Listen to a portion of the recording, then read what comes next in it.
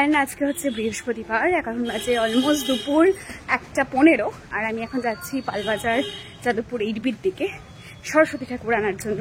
ভেবেছিলাম শুক্রবার দিনকে যাব, কিন্তু সেইটা আর সাইডলি হয়ে উঠবে না। কালকে একটু কাজ পড়ে গেছে, স্টুডেন্টগুলোকে নিয়েই যাওয়ার কথা ছিল, কিন্তু যেহেতু কালকে কাজ পড়ে গেছে তাই কালকে যেতে পারবো না, তাই আমি আজকে একাই যাচ্ছি।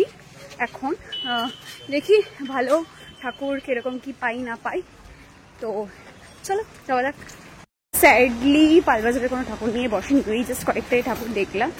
তো এখন যাচ্ছি 8Bর দিকে, বাট দ্য প্রবলেম ইজ কি 8B থেকে আমি কিভাবে বাড়ি অব্দি ঠাকুরটা নিয়ে যাব।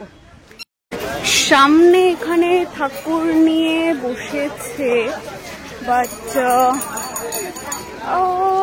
খুব একটা হচ্ছে পছন্দ হচ্ছে দেখে সেরকম নয়। এখানেও কিছু কিছু ঠাকুর রয়েছে, কিন্তু এরকম চিকচিকা কেন সরস্বতী ঠাকুরের গায়ে, এই এক সমস্যা। ভীষণ সুন্দর মুখটা, এটাও সুন্দর, কিন্তু এটাই বসা, মা বসা নিতে দেবে না।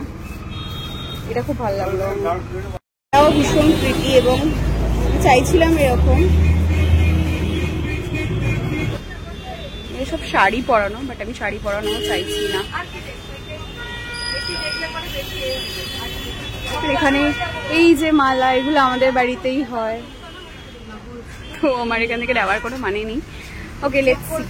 মায়ের সাথে চোট হয়ে গেল, মা বসা নিতে দেবে না, তো ওই জন্য সাদাটা আমাকে নিতে পারলাম না। আবার আমি এখানে এসেছি, এই ঠাকুরটা আমার খুব ভালো লাগছিল, কিন্তু এগেন তো বসা নেওয়া যাবে না।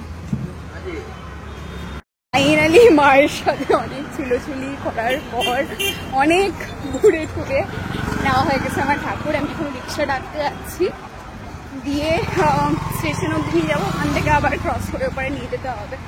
ততক্ষণ বললাম ঠাকুরটা প্যাক করে রাখতে, দেন তোমাদেরকে পরে দেখাবো যে কোন ঠাকুরটা নিলাম। ততক্ষণ গেস করো। ঠাকুর নিয়ে নিচ্ছি আর এখন আমি রিক্সা করে যাচ্ছি। কাকু নিয়ে যাচ্ছে, আমাকে হেল্প করে দিচ্ছে।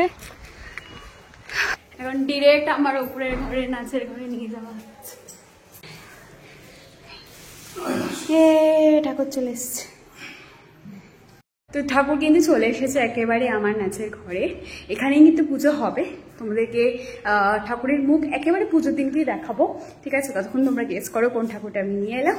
এই ব্লগটা এই অবধি, আরো ব্লগ আসবে কিন্তু সরস্বতী পুজো, তাই দেখতে থাকতে হবে। আর ভালো লাগলে ভিডিওটা অবশ্যই কিন্তু আমার পেজটাকে ফলো করতে হবে।